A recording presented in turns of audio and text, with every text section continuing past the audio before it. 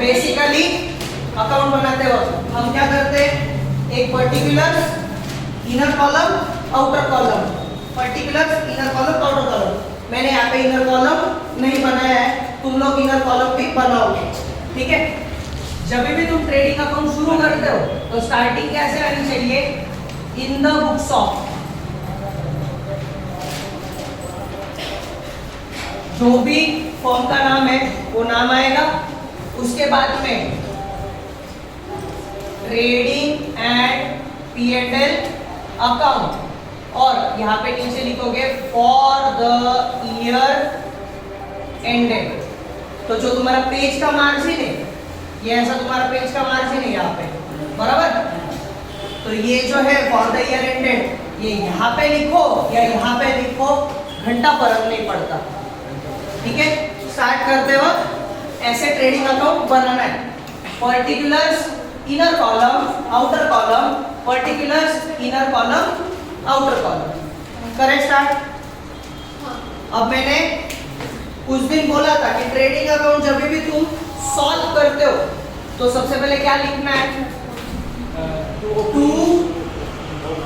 Opening stock, to purchase minus purchase returns, inner column में dash, यहाँ पे by sales less returns, inner column में dash, inner column में dash है। ये इनर कॉलम है या आउटर कॉलम है सर? मतलब वो इनर कॉलम बनाना नहीं है, मैं बनाऊं, मैंने नहीं बनाया है, तूने बनाना, मेरे को आदत है, मेरे को आदत नहीं है, तो तू इनर कॉलम बनाएगा, मैं नहीं बनाऊंगा। अभी देखो 2 मिनट पहले वही बोला मैं कि तुम्हें दोनों कॉलम बनाने हैं, मैं एक ही कॉलम बना रहा हूँ। और किस अच्छे भाषा में कौन सी भाषा समझती है देखो, उर्दू बोलूं? स्टार्ट करें, ठीक है। सबसे पहले उन्होंने बोला है वेजेस। अब देखो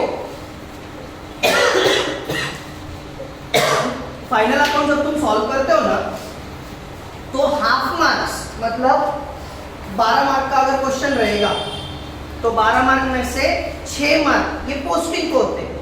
पोस्टिंग कहाँ से होती है, जो क्वेश्चन में ट्रायल बैलेंस भेजा हुआ है वो ट्रायल बैलेंस से उठाना है, वो आइटम ट्रेडिंग में आएगा या P&L में आएगा या बैलेंस शीट में आएगा, ये वो जगह पे करेक्टली पोस्ट करना। तुम सिर्फ पोस्ट भी कर सके तो तुमको हाफ मार्क्स मिल जाते हैं। 12 मार्क के क्वेश्चन के लिए 6 मार्क तुमको उधर ही मिलेंगे। दूसरी चीज ध्यान में रखनी है, जो क्वेश्चन में ट्रायल बैलेंस दिया है, ट्रायल बैलेंस में जितनी भी चीजें आती है उसका कितना इफेक्ट होता है, सिंगल इफेक्ट, और एडजस्टमेंट में जो चीज आती है उसके कितने इफेक्ट्स होते हैं, डबल इफेक्ट्स। क्लियर है? अब तुम्हारे पास सिर्फ एक ही एडजस्टमेंट है क्लोजिंग स्टॉक का, राइट? दूसरी एक्स्ट्रा एडजस्टमेंट नहीं है, बेसिक क्वेश्चन है। स्टार्ट करेंगे। वेजेस किधर आता है वेजेस, ट्रेडिंग के डेबिट में हम लिख देते हैं टू वेजेस अमाउंट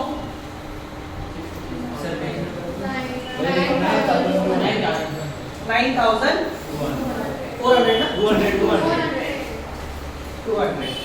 आगे क्या दिया है उन्होंने, परचेसेस। परचेसेस हमने लिखा हुआ है, कितना है, 66,800। ठीक है।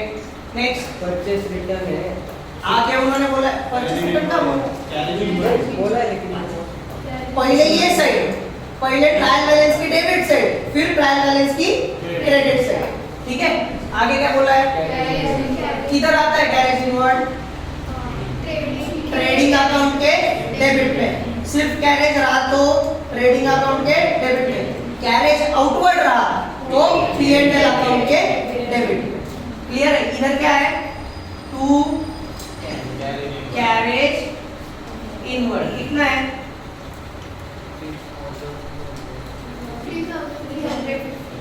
3350। Next sales return. अभी यहाँ पे सेल्स रिटर्न हमने ऑलरेडी लिखा हुआ है, यहाँ पे बस क्या करना है, उसका अमाउंट कितना है, बड़ा कम चाहिए ना, 4,800 लिख दिया। आगे चलते, ओपनिंग स्टॉक लिखा है हमने ऑलरेडी, क्या वैल्यू है, 30,300 31,3130 ठीक है, क्लियर है यहाँ तक? आगे सैलरी अभी देखो, मैंने उस दिन भी समझाते वक्त बोला था HSC के लिए हम ट्रेडिंग और P&L एक साथ में बनाते हैं, तो हम क्या करेंगे, यहाँ पे बीच में ऐसा एक टैली मार्क सेम लाइन पे ड्रॉ कर देंगे। ये लाइन के ऊपर क्या है, ट्रेडिंग, ये लाइन के नीचे क्या है, P&L। तो जब भी P&L करते हो तो ये टैली मार्क के नीचे एक लाइन छोड़ देना है। क्यों? क्योंकि यहाँ पे ग्रॉस प्रॉफिट हुआ तो यहाँ पे ग्रॉस प्रॉफिट आ जाएगा, ग्रॉस लॉस हुआ तो इधर ग्रॉस लॉस आ जाएगा। तो एक लाइन कंप्लीटली छोड़ देना है। एक लाइन छोड़ के हम लिखेंगे टू सैलरीज। सर उसको जैसे आइडेंटिफाई करना नंबर देते क्या आइडेंटिफाई? वो बेसिक जब तुम शुरुआत करते हो तब रहता है, अब तुम डायरेक्टली सॉल्व करता है तो आइडेंटिफाई का खेलता है। 17,400 आगे रॉयल्टी रॉयल्टी किधर आता है? रॉयल्टी ट्रेडिंग अकाउंट के डेबिट साइड में टू रॉयल्टी कितना? 4,800 आगे रेट हाँ, अब देखो डेबिट में रेंट आया है मतलब हमने रेंट पे किया है, हमारे लिए खर्च है। क्रेडिट में अगर रेंट आया तो हमारा रेंट आया है, हमारे लिए इनकम है। टू रेंट रेट्स टैक्सेस कितना? 12,680 आगे बैड डेट बैड डेट्स का पूरा फॉर्मूला लिख देंगे। अब ये वाले क्वेश्चन में एडजस्टमेंट नहीं है, फिर भी मैं पूरा की पूरा फॉर्मूला लिख रहा हूँ सो दैट आदत लगे। ठीक है, क्या फॉर्मूला है? To bad debts old add new bad debts add new RDD less old RDD। ठीक है, अब ट्रायल बैलेंस में जो बैड डेट्स आते हैं वो कौन से बैड डेट्स होते हैं? Old bad debts. तो ओल्ड बैड डेट्स के सामने क्या अमाउंट लिखेंगे? 500। न्यू वगैरह नहीं रहेगा तो डैश डैश, यहाँ पे नीचे अमाउंट आ जाएगा 500। ओल्ड RDD कि नहीं वो आगे पता चलेगा। ओके, फॉर्मूला ध्यान रखना है, to bad debts old add new bad debts add new RDD less old RDD। ठीक है, आगे आउटवर्ड है, कैरेज रहा तो ट्रेडिंग, आउटवर्ड रहा तो P&L में लिख देंगे टू कैरेज आउटवर्ड कितना है? 3,720 आगे टू ऑफिस एक्सपेंसेस मतलब किधर आएगा? P&L अकाउंट में प्रिंटिंग एंड स्टेशनरी कितना है? 2,400। एडवर्टाइजमेंट ऑफिस का खर्चा है, सेलिंग के लिए काम में आता है। ऐड क्यों करते हैं हम? सो दैट हमारा प्रोडक्ट ज्यादा बिके, तो सेलिंग एंड डिस्ट्रीब्यूशन एक्सपेंस है। P&L अकाउंट में आएगा टू एडवर्टाइजमेंट कितना?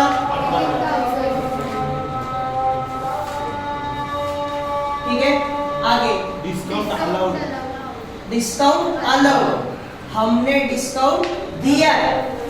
ठीक है, दिया है मतलब हमारे लिए क्या हुआ? खर्चा। खर्चा है तो टू डिस्काउंट अलाउड कितना? 1,520। नेक्स्ट इंश्योरेंस खर्चा है टू इंश्योरेंस 5,800। आगे यहाँ में स्टार्टिंग में फैक्ट्री आया, फैक्ट्री आया मतलब ट्रेडिंग का खर्चा है टू फैक्ट्री रेंट कितना? 7,000। कमीशन पेड हमारे लिए खर्च है, किधर आएगा? P&L में टू कमीशन पेड कितना? 1100 800 एक तो इंग्लिश में बोलो नहीं तो मराठी में बोलो, दोनों भी मिक्स करके बोल रहे हो तो वो वर्ड्स भी नहीं समझ रहे। 1800 नहीं इंग्लिश में बोलेंगे 1800 होगा वो 1800 कैसे हो? कॉम्बिनेशन ही हुआ ना वो। हमने बोला है ना हमने नहीं बोला बोलो क्रेडिट कर रहे हैं क्रेडिट साइड शुरू हो रही है, ठीक है। क्या दिया उन्होंने? परचेस रिटर्न, किसमें से माइनस होता है? परचेसेस में से। कितना आएगा? सब्सट्रैक्ट करना है, 0 8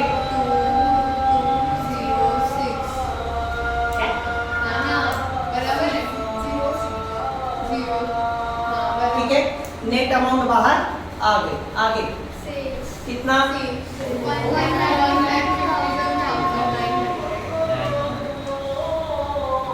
बराबर 0 0 1 12 में से 4 गए 8 5 में से 1 1 4 8 1 0 0 ठीक है। आगे कमीशन मिला है, रिसीव क्रेडिट साइड में आएगा P&L के बाय कमीशन रिसीव। अब कभी कभी क्या होगा, तुमको सिर्फ कमीशन देंगे तो हमने कैसे समझना है खर्चा है कि इनकम है। डेबिट में कमीशन आया तो डेबिट में लिखना है, क्रेडिट में आया तो क्रेडिट में लिखना है। कमीशन रिसीव, कमीशन मिला है, कितना मिला? 18,000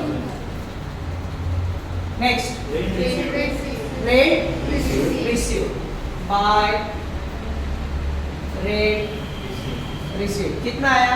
9,000 आगे डिस्काउंट बाय डिस्काउंट रिसीव।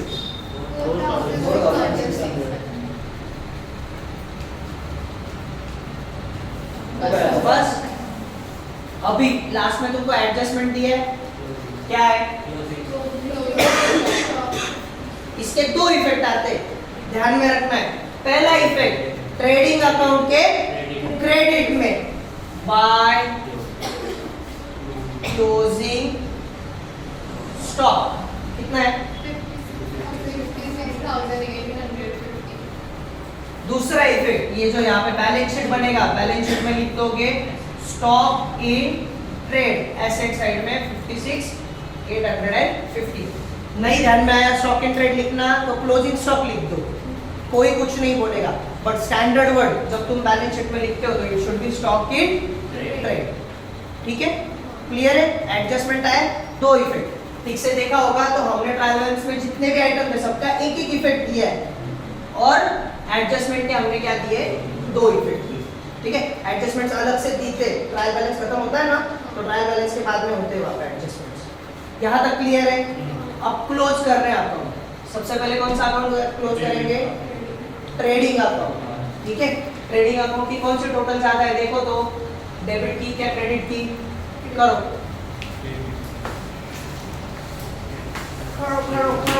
करो। मैं बोला करो।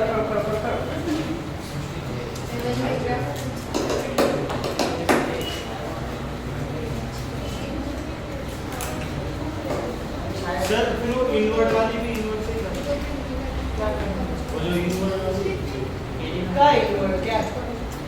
जो इनवर्ट है वो एडजस्टमेंट के लिए होता है क्या? तो ये कर दिया ना बाहर, उसके अमाउंट लिख ली ना। तो मतलब वो बस इसके लिए। हाँ तो नेट इफेक्ट दे दिया ना बाहर, नेट इफेक्ट बाहर आ गया, खत्म विषय।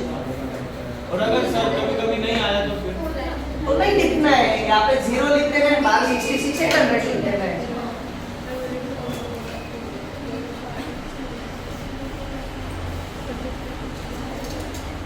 डेबिट की टोटल बताओ मेरे को, डेबिट की टोटल कितनी है?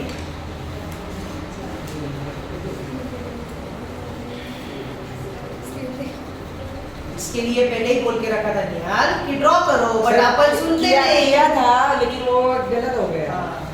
ये देखो किया था, हाँ ना, ऐसे आया से नहीं चढ़ गया। क्रेडिट की टोटल आई है 2 लाख 4,950, 2,04,950। डेबिट की कितनी आई है? 1,15,930। तो डिफरेंस कितना आया? 0 2 0 14, मतलब 14 में से 9 10 9 8, 89,020 बैलेंस है। चालू कर लो, किया ना? तो हम क्या करते हैं, बड़े टोटल दोनों साइड में लिख देते हैं, बराबर। जो छोटी टोटल होती है वो बैलेंस क्या कर देते हैं, हम छोटे वाले साइड में लिख देते हैं 89,020। अब इसको बैलेंस ब्रॉट डाउन वगैरह नाम देंगे क्या? नहीं। ट्रेडिंग अकाउंट जब क्लोज होता है, ट्रेडिंग का जब क्रेडिट साइड बड़ा है और डेबिट साइड छोटा है, मतलब आप क्या कर रहे हो, इनकम में से एक्सपेंस माइनस कर रहे हो, मतलब आपका क्या हुआ, यहाँ पे प्रॉफिट हुआ है। इसको नाम आ जाएगा to gross profit carried down. आगे चल के इसको जीपी भी बोल सकते हो, शॉर्ट फॉर्म है उसका, ठीक है। तो to gross profit carried down, यही ग्रॉस प्रॉफिट P&L का ओपनिंग बैलेंस रहेगा अपना। तो यहाँ पे नाम क्या आ जाएगा, by gross profit brought down 89,020। अब वापस क्या करना है, डेबिट की टोटल, क्रेडिट की टोटल, कौन सी टोटल बड़ी है चेक करो, कौन सी साइड पे बैलेंस आ रहा है चेक करो।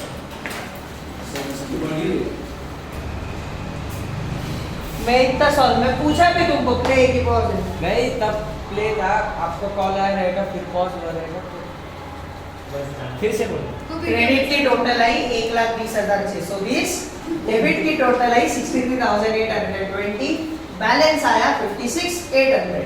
ये क्या होगा, बैलेंस कैपिटल में ऐड होगा, अगर लॉस आया होगा तो कैपिटल में से लेस हुआ। अब ये पूरे प्रोसेस को क्या बोलते हैं, पोस्टिंग।